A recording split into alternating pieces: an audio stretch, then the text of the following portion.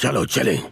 Demon slayer की फौज में लगभग 100 लोग हैं। ये सेना सालों पहले बनी हुई है। डीमन स्लेयर की फौज का लीडर कौन है, ये बात हमेशा राज रहती। वो इंसानों को मार कर खाते हैं। उनके अंदर इतनी ताकत होती है, वो अपने कटे हुए शरीर के हिस्से को दोबारा जोड़ सकते। सूरज की रोशनी या फिर एक खास तलवार से ही उन्हें मारा जा सकता है। इंसान होने की वजह से उनके घाव जल्दी नहीं भरते। फिर भी इंसान की रक्षा करने के लिए वो डीमन से लड़ते हैं। तलवारबाजी सिखाना मेरा काम है। मेरे जैसे बहुत से गुरु हैं। डीमन स्लेयर की फौज में भर्ती होने के लिए फाइनल सिलेक्शन में जिंदा रहना हो। तुम तैयार हो या नहीं, वो मैं तय करूंगा। रोज रोज पहाड़ी चढ़ने और उतरने से मैं चाल और खतरे से बचने में माहिर होता जा रहा। चाल की कठिनाइयां बढ़ती ही जा रही हैं। लगता है वो मुझे सच में मारना चाहते हैं। आज मैं कटाना लेकर पहाड़ी उतर रहा हूँ, पर ये बड़ा ही मुश्किल है। रोज इसकी ट्रेनिंग कर रहा हूँ। मैं तब तक प्रैक्टिस करता हूँ जब तक मेरे हाथ टूट ना जाए। अब 500 बार और। कटाना आसानी से टूट जाती है, इसलिए इस कटाना में बिल्कुल सीधे जोर लगाना पड़ता है। और अगर कभी कटाना को कुछ हुआ तो हो सकता है कि तुम्हारी हड्डियां भी टूट जाएंगी। ऐसा इन्होंने धमका कर कहा। मैं बहुत मेहनत करूंगा।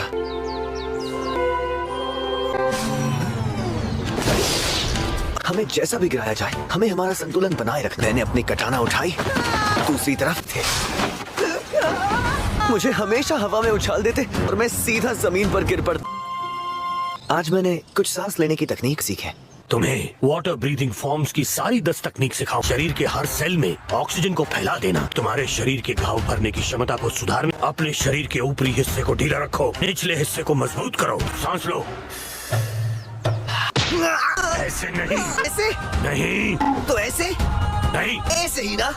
नहीं ऐसे नहीं नहीं। ताकत ना लगाने के लिए डांटा। उसके बाद जल्दी जाओ।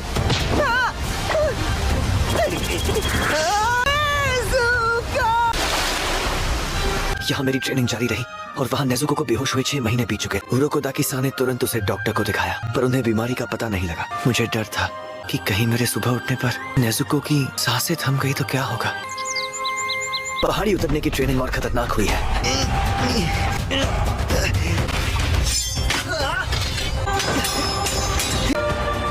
अब मेरे पास तुम्हें सिखाने के लिए कुछ नहीं है। सागिरी पर्वत पर आकर मुझे 1 साल हो गया था। तुम्हें जो सिखाया है उसमें तुम महारत हासिल कर पाते हो या नहीं? आओ मेरे साथ। हाँ? अगर तुम इस पत्थर के 2 टुकड़े करते हो, फाइनल सिलेक्शन में हिस्सा लेने की इजाजत दूंगा। क्या मैं कटाना से इसे काट पाऊंगा? रुक जाइए।